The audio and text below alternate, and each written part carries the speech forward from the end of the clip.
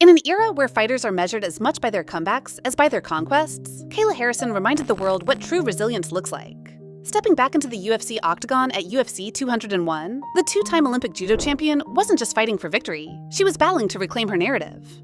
At 34, Harrison arrived not as the hype-fueled rookie once questioned by purists, but as a seasoned warrior who had stared down doubt, criticism, and self-imposed silence. Her submission win wasn't simply a triumph of technique, it was a visceral declaration of growth. Hours later, in a deeply reflective interview with TMZ Sports, she opened up about the internal war waged long before the fight.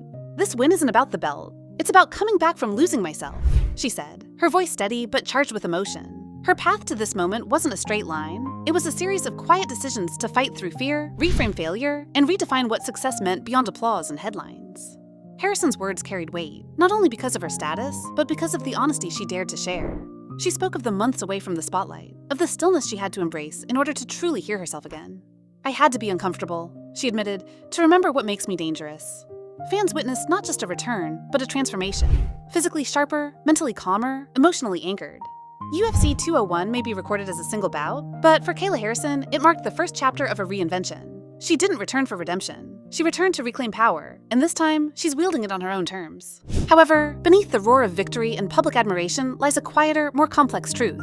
Kayla Harrison's journey back to the Octagon was anything but linear. Behind the scenes, she battled emotional fatigue, relentless public doubt, and the deafening silence of those who once championed her meteoric rise. For nearly a year, whispers had begun to question whether the Olympic judoka turned MMA star had lost her edge. Critics, both casual and professional, suggested that Harrison had peaked too early, that her past success in judo couldn't truly translate to long-term dominance in the UFC. The more she stayed out of the cage, the louder those voices became. "Where's Kayla?" turned from curiosity into mockery on fight forums and sports networks. And yet, Harrison didn't lash out or defend herself publicly. She turned inward. "Sometimes disappearing is survival," she told TMZ. Privately, she struggled with an identity crisis that many elite athletes eventually face. Who are you when you're not winning? For a woman whose entire life had revolved around competition and gold medals, the absence of routine, adrenaline, and public validation created a chasm of doubt. Training sessions that once fueled her felt heavy, and media obligations became a burden rather than a platform. She began to question if she even wanted to return. The pressure to live up to an image, one forged by the media as the next Ronda Rousey, but better, was crushing. What no one saw was the mental toll of carrying not just expectations, but the weight of becoming a symbol. Sponsors grew distant, fans turned fickle, rumors of retirement began circulating, and for a while, even she considered it. The internal conflict intensified when close confidants advised her to shift careers, suggesting she pursue commentary or coaching instead. "I was drowning in the silence," she admitted. The loneliness was magnified by her fiercely independent nature. Kayla, the fighter, wasn't built to ask for help. But something shifted when she finally allowed herself to explore therapy, to revisit the trauma she had long buried behind accolades and grit. It wasn't about unlocking physical power, it was about breaking the emotional walls that had made her a fortress, but also a prisoner. The deeper she dug, the clearer her why became. She realized she didn't need to be anyone's next anything. She just had to be Kayla. That clarity brought her back to the gym, not with desperation, but with purpose. Conflict didn't end the moment she decided to fight again. Every step was a struggle. Every day, a test of discipline versus doubt. But for the first time in a long time, the fire came not from proving others wrong, but proving herself right. Then, on the night of UFC 201, everything Kayla Harrison had fought for in silence erupted into motion under the blinding lights of the arena. The walkout was eerily calm. No theatrics, no entourage. Just a fighter who had clawed her way back from emotional exile. As she stepped into the cage, the crowd buzzed with anticipation, unsure of which version of Harrison would appear, the doubted returnee or the dominant force she once was. Her opponent, a formidable striker with a reputation for dismantling grapplers, smirked confidently during the stare-down, perhaps underestimating the depth of Harrison's transformation. But from the first bell, it became clear. This was not the same woman the MMA world last saw. She moved with laser precision, blending her judo base with evolved striking, cutting angles with the poise of a tactician and the hunger of a predator. Each takedown was deliberate, every transition rooted in calm brutality. By the second round, the crowd had shifted from curious onlookers to rabid believers. The moment of climax arrived when Harrison secured full back control and, without hesitation, sunk in a textbook rear-naked choke.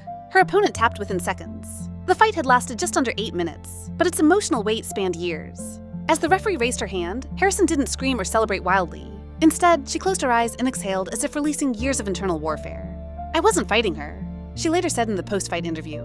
"I was fighting everything I let silence take from me." The victory was decisive, not just for the record books, but for the soul of a woman who had wrestled her way back into belief. The media, once skeptical, now scrambled for quotes. calling it a career-defining performance and the rebirth of a future legend. Fellow fighters took to social media in a chorus of respect. Dana White himself reportedly approached her backstage and said, "That's the fighter we've been waiting for." But perhaps the most telling image came moments after the fight. Kayla, sitting alone in the locker room, gloves still on, eyes locked on the floor, smiling. Not for the cameras, but for herself. It wasn't the belt or the bonus that made this moment historic. It was the private reckoning made public. In that cage, she hadn't just dominated an opponent, she had confronted the shadow of who she was, and emerged freer, fiercer, and unapologetically herself. Ultimately, what made Kayla Harrison's comeback at UFC 201 resonate so deeply wasn't just her victory, but the way she redefined what triumph looks like in a sport obsessed with dominance. In the days following the fight, her name surged across headlines, not as a footnote to past glory, but as a symbol of reclamation. Yet, unlike previous highs in her career, Olympic podiums, PFL titles, ESPN interviews, this moment felt more human, more grounded. Kayla wasn't chasing perfection anymore. She was standing inside her flaws, breathing through them, and turning them into fuel. During a follow-up sit-down with a journalist from the MMA Hour, she reflected on her path. "I used to think strength meant never showing pain. Now I think it means being brave enough to feel it." Fans echoed that sentiment, flooding social media with stories of how her resilience mirrored their own battles with anxiety, loss, and doubt. For the first time in her public life, Kayla Harrison became more than a fighter. She became a mirror. And that's the paradox of sport. Sometimes, the most inspiring thing an athlete can do is not win flawlessly, but fall loudly, rise slowly, and return authentically. Her team confirmed she plans to take time before choosing her next fight, not out of hesitation, but out of intention. "I want the next chapter to be aligned with who I am now, not who people expect me to be," she said. She's also launched a new initiative focused on athlete mental health, something she says she wishes existed during her early career. "No one teaches you how to be okay when the lights go off," she added. As for her legacy, Kayla seems unbothered by the chase. "If I walk away tomorrow, I'm good," she declared. "But I don't think I'm done. Not even close." The MMA world is watching, not because she's undefeated, but because she's unfinished.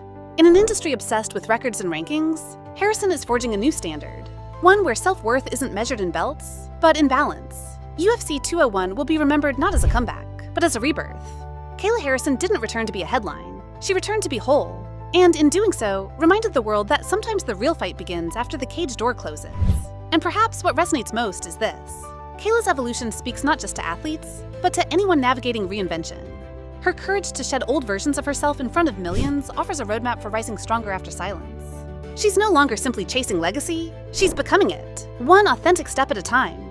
And if her story teaches us anything, it's that true champions aren't the ones who never fall. They're the ones who rise with deeper wisdom, clearer purpose, and a heart no longer afraid of its own voice. Her future may still include titles, belts, and historic knockouts, but the real victory is how she's modeling emotional resilience in a culture that rarely rewards it. She's shifting the conversation in MMA, from aggression to awareness, from invincibility to honesty. And as more athletes face the crushing weight of public performance, Kayla's voice might be the spark that lights a new path. One where vulnerability isn't a weakness but a weapon, and survival isn't the end. It's the beginning of power.